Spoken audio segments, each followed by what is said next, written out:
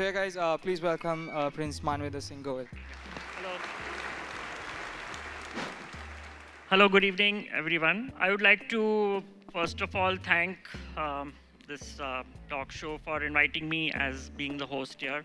And, um, uh, and I would like to call upon the stage the panelists. But before that, I would like to introduce them. So I'm going to call the first panelist here. His name is Punkil Patel. Punkil Patel is Associate Vice President at Collabra INC. He is an IT services professional with over 15 years of exposure in IT industry. Built a delivery organization of 200 strong and implemented regional teams, run effective high-level governance and drive the culture of organization. He has a strong, proven background of expanding business into APAC markets. Can I have Punkil here, please? Come. A big hand for him. Please, wherever you're comfortable. Okay. Next we have is Tishya Mahindru Shahani. She is a psychologist and founder of Apnatva. Tishya is a psychologist and a hypnotherapist with over a decade of practicing experience. She is the founder and managing director of Apnatva, a school to access the intrinsic capabilities and special needs of each children. She likes to read, explore, and talk about child psychology, growth mindset, and its varied implements for differently abled children. Tishya, can we have you? A big round of applause for her.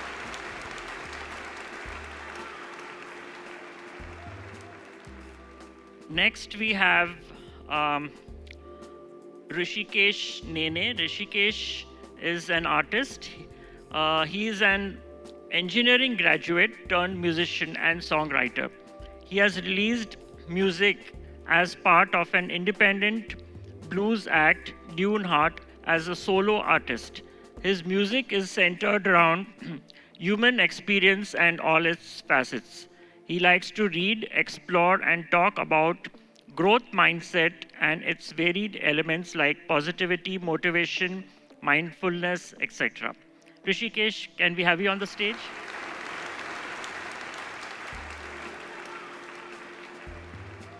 And last but not the least, we have a student. He's a student and a head boy, Arjun Rathi. Arjun Rathi is a student of class 12 from the Navrachna Higher Secondary School, Sama.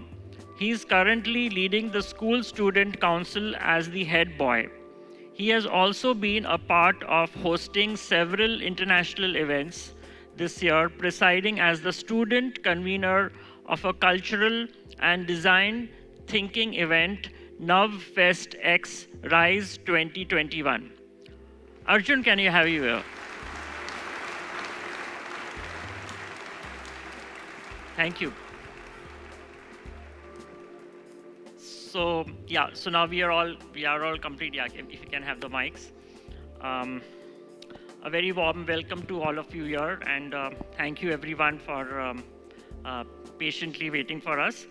So as we know, we are going to be talking about a subject which is growth because of positivity and mindfulness. That's going to be our subject. So are you all ready for that? Okay, good.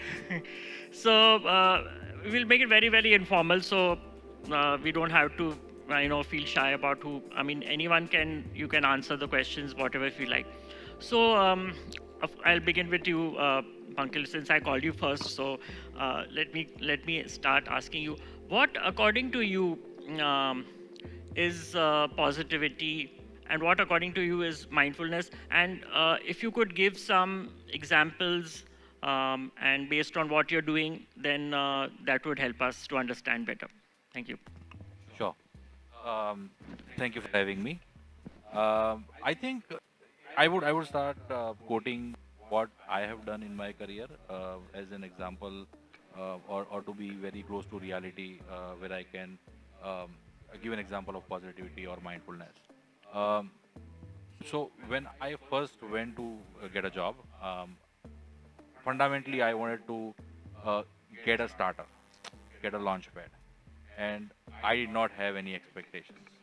And when I was asked that, would you be okay to work 10 hours a day? And my answer was that, do you want me to work 10 hours a day to do 100% of the job, or 120%? Because I would rather want to do 120%, um, in 10 hours instead of 8. I was very positive that I will be able to do it. All that I need from you, sir, is an opportunity, right? So uh, I was not worried if I would fit in. I was not worried if it's the right place for me, and I was definitely not worried if I would be able to do it or not. All I was worried about is an opportunity. So I think that attitude went a very long way. It gave me a lot of opportunities, not just a platform, but also future opportunities. Um, and the being mindful thing in a corporate world, it's a little bit tricky, and I would want to put up my frame of mind when I see or how I place being mindful as. So whatever I used to do, I used to evaluate the situation based upon the facts of the surroundings or the environment. What kind of people I am working with, what kind of competition I am against, and what should I be sure of, and what strategy should I make before I execute. I have to weigh all the goods, bads, and the ugly.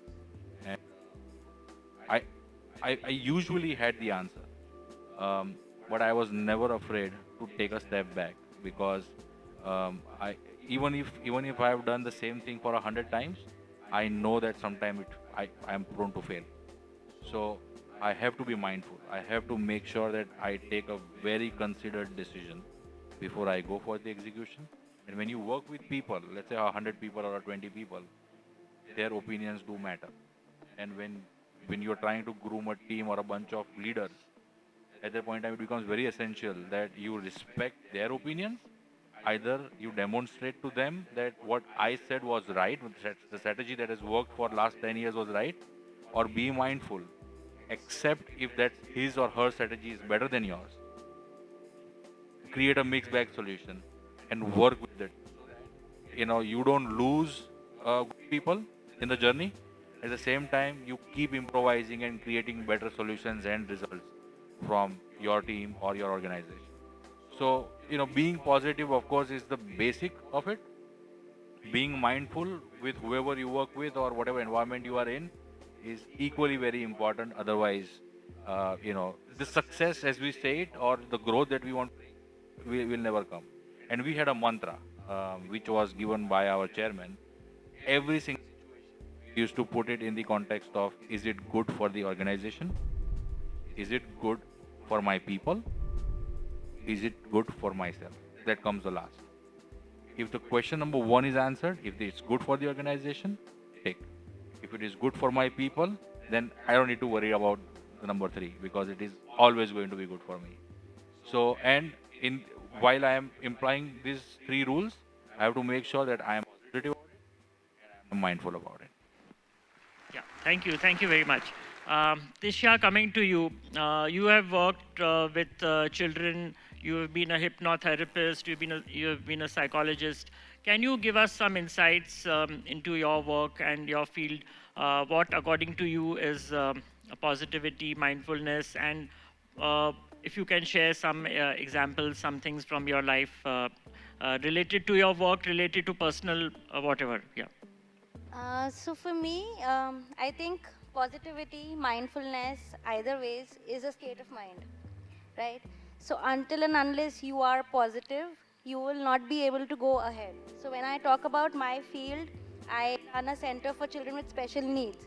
So handling a child with special needs definitely needs a lot of positivity from the parents' point of view, from the family's point of view. They need that support to move ahead. जब तक positivity नहीं होएगी, the child will not learn. You know, the motive at Apnatva is to make the child independent. So how do you do that? You need to be positive. You need to have that patience and mindful. Yes. So like even he said, for him mindfulness was basically, you know, to judge the positives and the negatives, whether this will work, the strategy would work or not work. Similarly, in my field, I feel mindfulness is more about being present, right? Being present in the situation that you are, you know. So it the basic of all, breathing. Be aware of your own breath. That is mindful for me. So, and that's exactly what we teach our children, the kids that come to our center. That's exactly what we teach them, to be present wherever you are.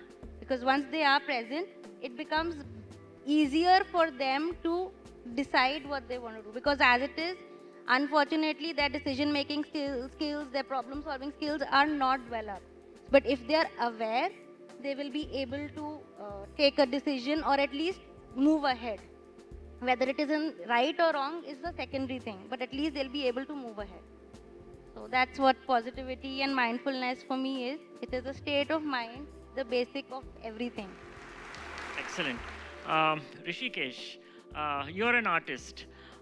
So tell us something from your profession point of. I mean, I know you have been an engineering student, and then now you're in musician. So can you throw some insights? Yeah, sure. So I have my own philosophy when it comes to mindfulness and positivity. So I'll speak about mindfulness because for me, mindfulness is the cause and positivity is usually the effect. So as a musician, there's a lot of introspection to be done because you are basically pulling music out of thin air from your head. So there's a lot of time you spend with yourself. And what I've come to find is mindfulness is your greatest tool to really understand the moment that you're in, to be fully present in the moment that you're in. Because what happens is it's very easy for our mental chatter to take us away from the situation. Sometimes you're sitting and you end up realizing that you've been sitting and thinking about absolutely nothing for the last 5 minutes and you've just wasted that time. And you've wasted the moment that you were in. And also mindfulness, being mindful of your thoughts. So where I come from, or at least how I understand mindfulness, I had to first get used to the idea that mind and thought are separate. They are not the same thing. Mind is the field in which thought occurs, right? So once you can get that separation in your head and then build upon this concept of mindfulness, you can bring yourself back to center every time. As a musician, it's easier for me because every time I play the guitar, I am in that moment, I am nowhere else. So musicians, or at least artists, are equipped with certain tools where we find it easier to be in the moment. Well, not easier, but we are forced to be in the moment. But I like to extend that philosophy and would say that your thoughts are not your mind, and mindfulness, your breath, little exercises can bring you back to this moment. There is nowhere else to be, it is just this moment. So that's my take on mindfulness, at least. Okay, that's good. Arjun, you are a student. You are in the school. What can you tell us about your, I mean, experience being us in the school, the education, and whatever you want to say? Yeah. Positivity and mindfulness for a student. I think positivity is for a student walking into an exam hall without preparing anything and hoping to pass. I think that's positivity for a student. And mindfulness is knowing when to copy in an exam hall. But if I have to say, according to my experience, positivity is a group activity.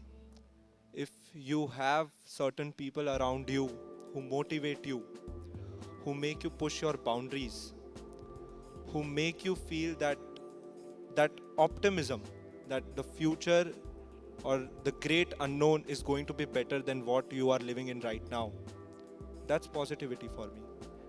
And mindfulness, as you said, I've been involved in hosting various international events, and a lot of situations come up where if we are not mindful, then we will not know how to handle that situation correctly.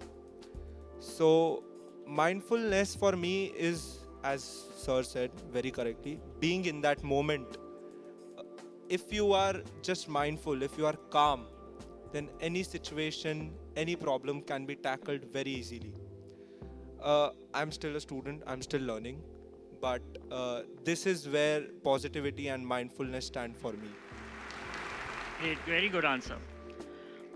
In fact मतलब हम लोग positivity की बात कर रहे हैं, तो मैं चाहता हूं कि आप लोग कुछ एक ऐसा एक इंसिडेंट अपने लाइफ में से शेयर करें कि जो एक नेगेटिव सिचुएशन था और उसको आपके एक्सपीरियंस के ज़रिए वो कैसे आपने उसको पॉजिटिविटी में चेंज किया या चेंज करने की कोशिश की. If you all can share something like that.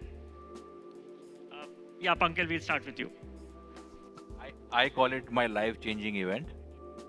In the student days, I was in UK, and I was not qualified to get anything better than a waiter's job, and that was my first job in my life. And the chefs in UK are, kind of bosses of the house, and everybody has to mop the floor. That's the rule in any restaurant in the UK. And fundamentally, I was a spoiled brat, to be very honest. And when I was told to mop the floor, I did not like it, but I had to do it because I was running out of the funds. And the chef came about and he kicked the bin and said, "Bhaiya, ye niche ka ring kaun saaf karega?" And I was very angry, a lot of anger within me, but I knew that I could not do anything about it. It was a payday, fortunately, unfortunately. I got my first paycheck. I went back to my home.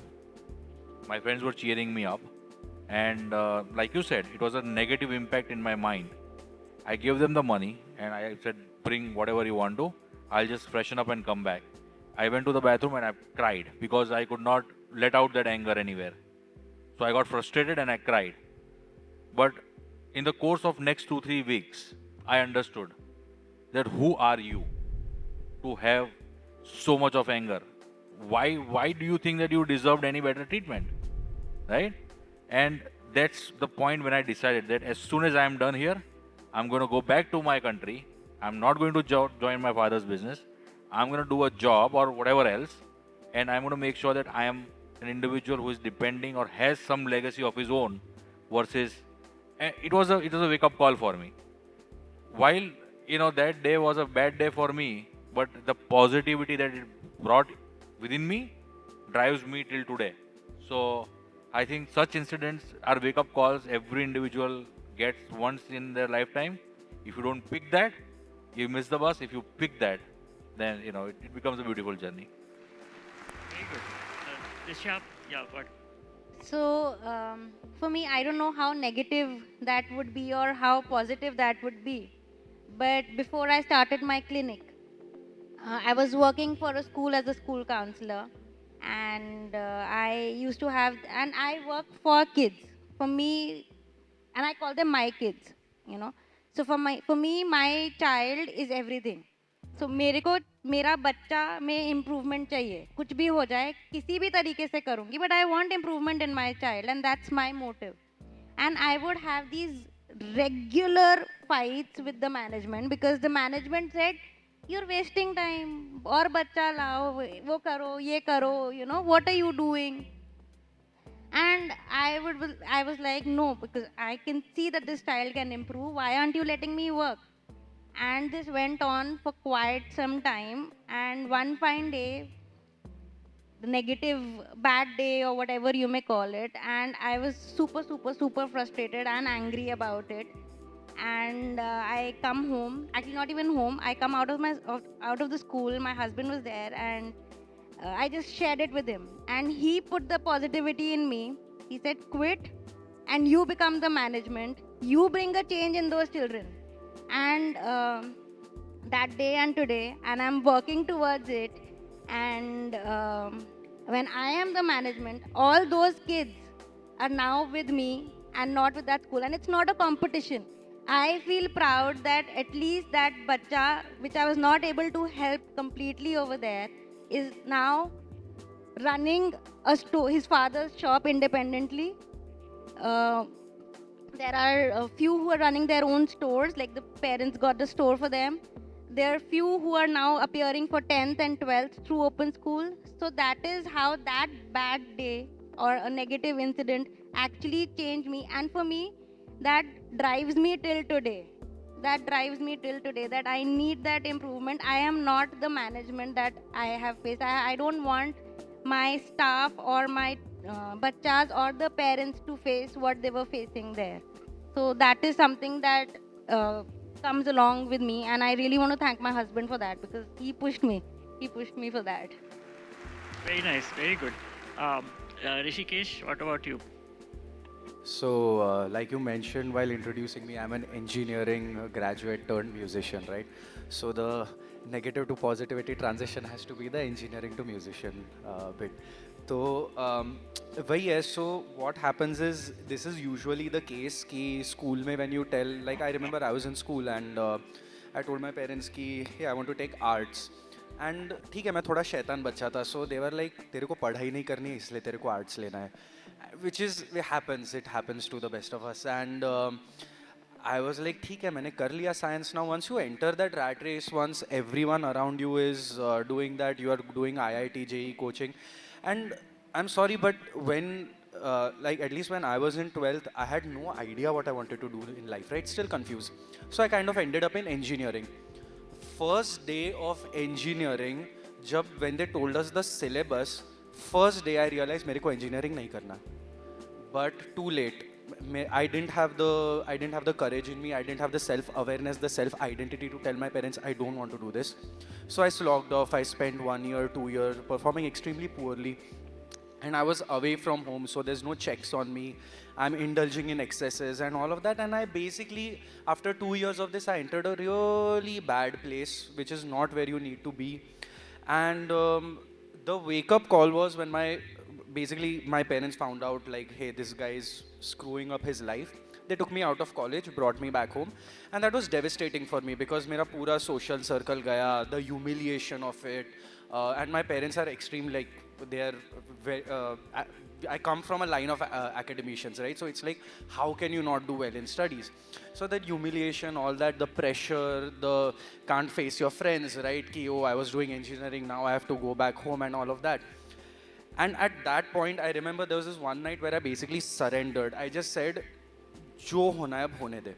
And from there on, when I surrendered, when I let go of all of that burden, all of that baggage, there was nothing at first, and then slowly I started building upon myself, and I realized, and then music became a very, basically it became my coping mechanism, and then it became a skill that I got good at. Then I got really good at it, and I'm like, okay, I can do this. And then slowly, because I was then building upon myself every day, and I actually got into a lot of like spirituality, and I was meditating like twice a day, and just building, working on myself, resolving my mental hang-ups, I realized that now I have the confidence to tell the world that, hey, this is what I'm doing and this is what I'm going to pursue. And I've never looked back since then. So basically the bad phase of life actually turned out because it shunted me towards what I actually wanted to do. So I'm glad whatever happened, even though I had to go through all of that. I'm glad I had to go through that. Yeah. Excellent. Arjun? 7th grade, I faced social exclusion. Now, I think every student who is listening here will relate that in some grade or at some point of time you face this. So what happens is a guy is running around telling, please don't talk to Arjun. Why? The reason is unknown. But since 5 people are doing it, so 10 people will do it, right? So I believe the biggest problem of isolation is negativity, and you start doubting yourself that if the people of my age are not talking to me, then there's something wrong with me. What is wrong with them? 15 people are not talking to me. And it was not gradual, it was sudden. One day they stopped talking to me. So I went home, I cried, I talked to my friend there. He said, this XYZ guy is telling us to not talk to you, or he's going to trouble us. So that was the whole story. So I feel that was the low moment in my school life. But when I realized that there is no going back from this situation, I decided I just need to concentrate on my studies. I just need to concentrate what I'm doing right now. And I just need to be patient, because it's not that the school is made up of these 15 guys. It's a 3,000 student school. Somewhere, someday, maybe I will find someone. I did not know. I was just hopeful, positive. So then in ninth grade, 9th, 10th, 11th, I found my friends. I found the group that I can safely say are the people who know me, who accept me for who I am, who motivate me. So I guess the low phase in my life, I'm very glad that I didn't do anything else. I just focused on my studies. I just focused where I was going. And I found my group. So I believe that isolation is something that every student goes through sometime in their school life. And it is not at all acceptable, but that was the lowest moment for me. Yes. Punkil, yeah, would you like to add something? No, I have a question for Arjun. The guy who was telling those kids not to talk to you, tell me honestly, did you steal his girlfriend?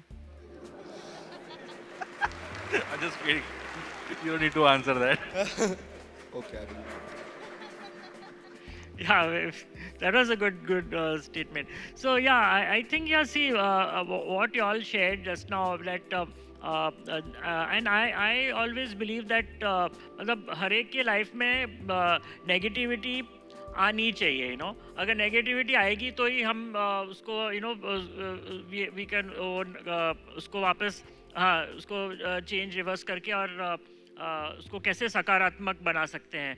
तो मतलब as an activist मेरे पास भी बहुत सारे ऐसे मुद्दे आते हैं. I mean, I am also doing a lot of counselling, और मैं एक इंसिडेंट शेयर करना चाहता हूँ कि there was somebody who was thrown out from the home, which is very common.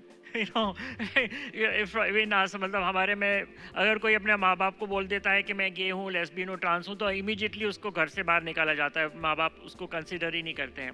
तो वो केस मेरे पास में आया, और फिर वो बहुत ही डिप्रेस था. वो बंदा बहुत मतलब अपनी जान लेने को पे तुला हुआ था. आई सेड कि just hang on, have patience, we should not lose hope so easily and all. तो धीरे धीरे करते करते क्या हुआ कि मैंने उसको बोला कि तुम लाइफ में कुछ करो, करके दिखाओ, बिकम समथिंग इन लाइफ, ताकि you can help change somebody else's thinking, somebody else's perspective. तो धीरे धीरे it took some time, it took a couple of months, couple of years, but ultimately those parents, they realized their fault, and they called him back. They said कि हमारे से गलती हो गई है, तुम वापस घर आओ. They see a value in him.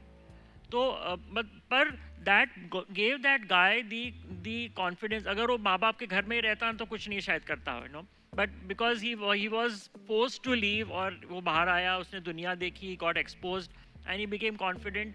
तब उसने अपनी वो नेगेटिविटी, उसके पेरेंट्स की नेगेटिविटी को उसने पॉजिटिविटी में कन्वर्ट किया. Yeah, Tisha, I think you want to say something. I think distance makes the heart grow fonder. So yes. हाँ, वो भी होता है, that yeah, true, yeah. So I think, yeah, that's important, that हमारे हर एक के life में कैसे हम उसको नेगेटिविटी को पॉजिटिविटी में कन्वर्ट करते हैं. I believe there is a question answer session available with us. So audience, feel free to ask questions to anyone on the panel or any one of us. We would love to have you answer. We would love to answer your questions. Good evening. I'm a student of MSU University. I'm from Russia, first course student.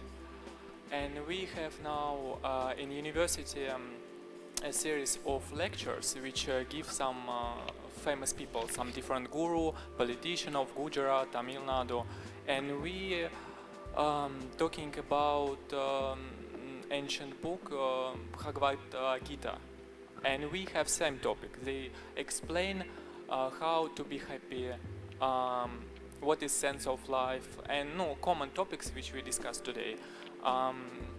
So I have two questions. This first question. So what do you think? Like, no, I don't know much about it because I'm foreigner, but you is Indian, I think, so you was in touch with this book. Do we have something what we can learn from sources? Because mostly we talked about some modern ideas, mostly like some, like from 21st century. So can we take something from ancient time, like, and bring them to real life now? Have you understood the question? Okay. So what can we take from ancient knowledge or ancient scriptures that would help us in getting a handle on reality today? That's basically the gist of your question, right? So without going into the details, what I can, or at least,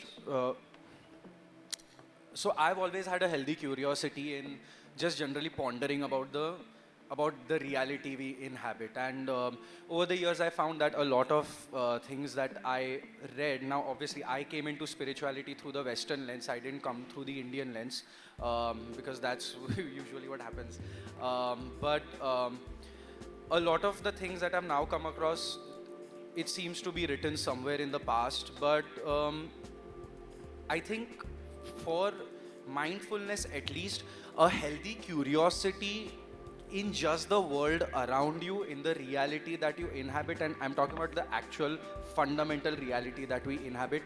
Just, I mean, it's a very deep ponderance, you really have to sit and think about it, but just even having that slight curiosity into the very reality that you inhabit, I think is much needed. It gives you a bit of an objective understanding into what is happening around you. In fact, if you look at things objectively, you can actually zoom out of things a little and see things more clearly rather than always getting tangled in that situation that you are in.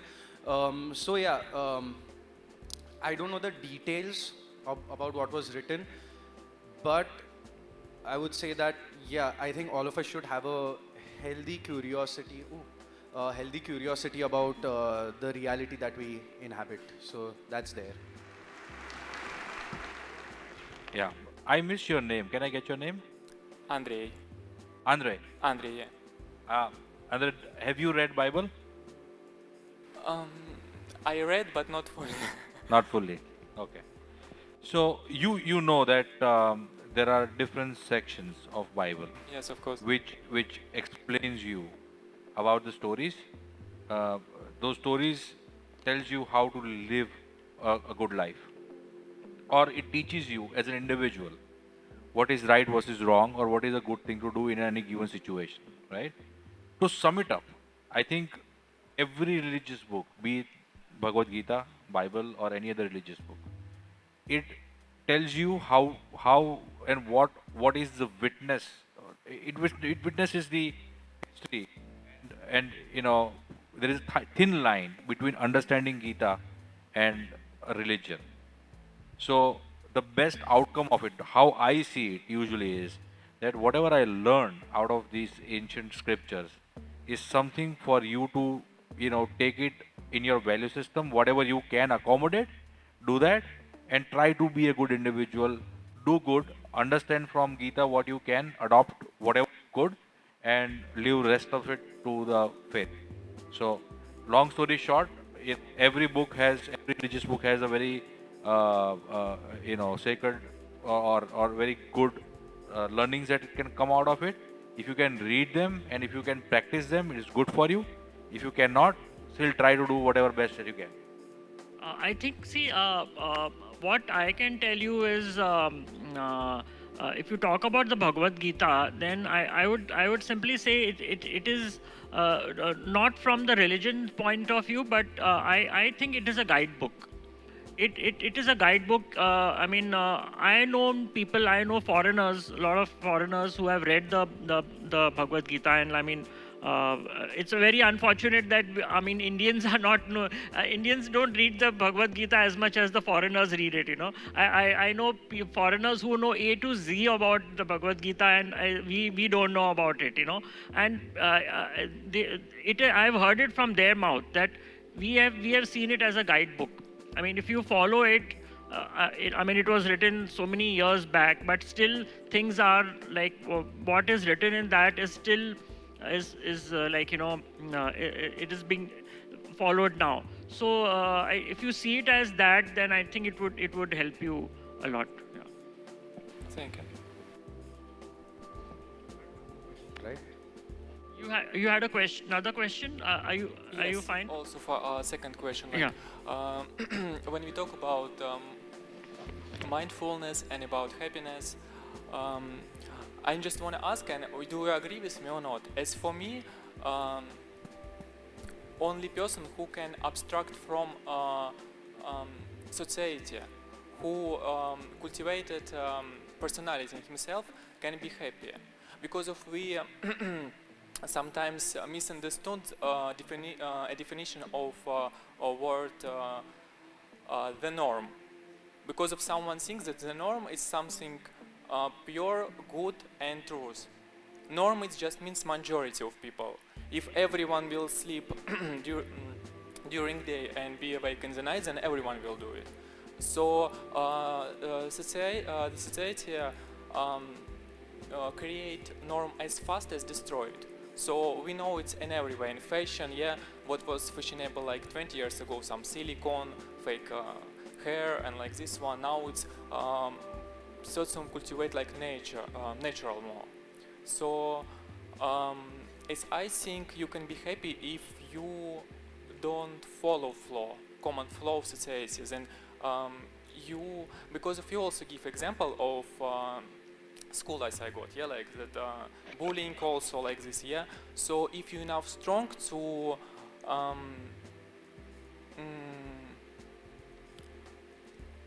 carry your opinion, your values and your legacy, then only after it you can be happy.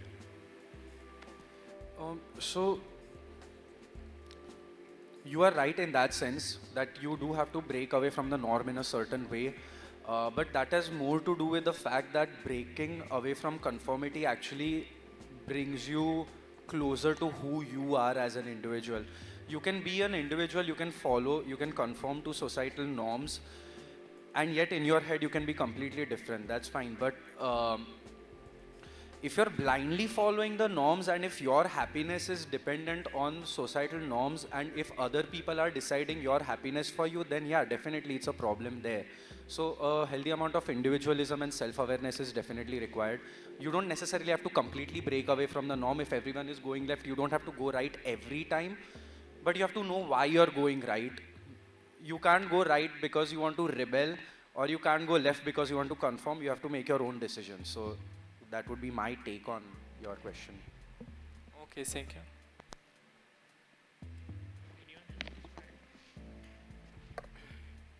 Hi, yeah, that's pretty. So I'm Sumit, and my question is for Rishikesh. Hi. So I've been following your work from a long time, and I love your guitar technique. It's pretty amazing. And I would just like to know, how was your transition from engineering to music, and also what assurances did you have to give to your family to that you can make it, right? How was my transition painful? Okay, so see, basically what a family member, ultimately they're looking out for your safety, for your well-being. They want the best for you. If you can assure them, if you're first of all confident in what you're doing, you have to be good at what you're doing first, or at least have a working knowledge of, you have to have a handle on what it is that you're trying to achieve. If you're trying to convince your parents that, hey, this is the switch I want to make, you have to assure them. That is your responsibility as their child. So you are responsible for them and for their well-being as much as they are for you. So for me, the switch was, so when I came back from the other college, I still finished engineering, but I finished it here in Baroda. Being here, it gave me the time to actually start a band and basically start working on my music. And over a time, my parents saw that, hey, this guy is like, he seems to know what he's doing. He's getting good at it. And slowly I instilled the confidence in them ki, boss, this is what I want to do. And this is how I'm going to do it. I'm going to go about it. So, but yeah, it's not an easy process. How many years did it took? I would say I'm still on it. Yeah, right. I mean, it's an ongoing process, but yeah. But it took a couple of years for them to truly accept that this is, because if you know me, if you know my family, my grandparents were doctors, my parents are doctors, my sister is a doctor, my brother-in-law is a doctor, my to-be wife is a doctor. So it's a, so I call myself the black sheep in fun, but it takes a lot of, I think every musician here in the room will relate to what I'm saying, but it takes a bit of you have to get them used to the idea first. So, yeah.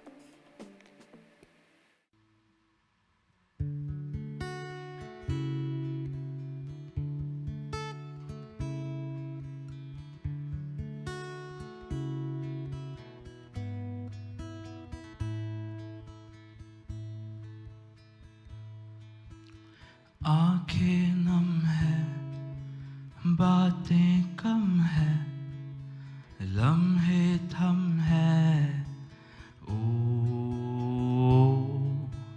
मुश्किल पल है, रग में बल है, जाहिर हल है, ओ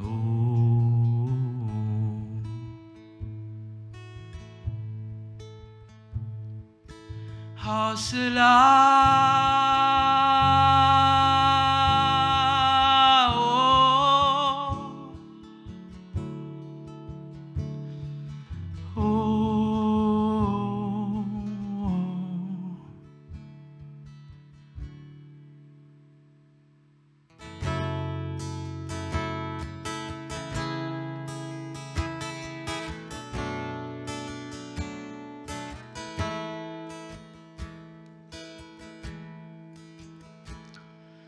सपनों की परछाइयाँ तोड़ रही है नाता, कैसे बताए कैसे छुपाए, टूटे हैं क्यों अरमां दिल के, बीते पलों को भूल भी जाए न चाहे वो क्यों अपनाए, हौसला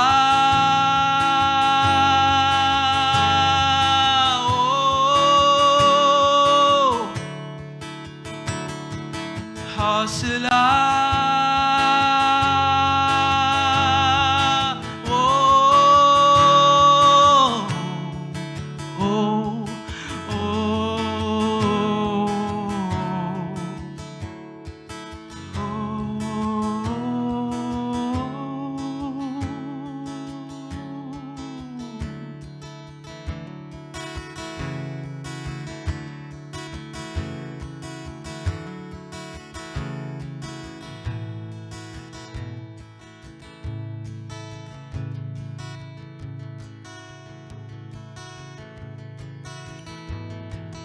पंछियों से पानी से हवाओं से सीखा है रुकना नहीं, थमना नहीं, रोना नहीं, पाना है मुझको खोना नहीं, बाहें पसारे खुशियाँ बटोरे, जी ले तू ये जिंदगी, हौसला ओ हौसला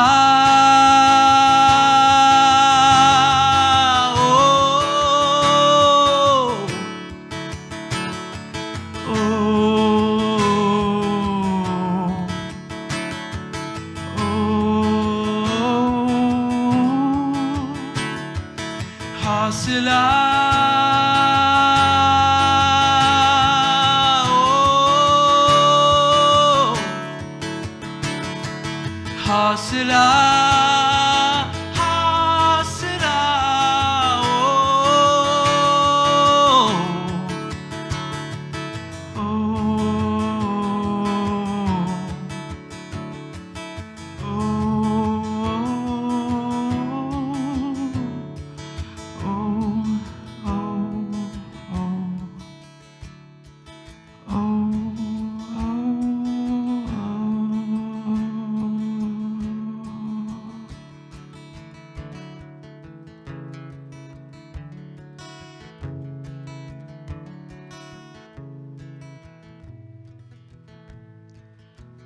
आंखें नम है, बातें कम है, लम्हे थम है। ओ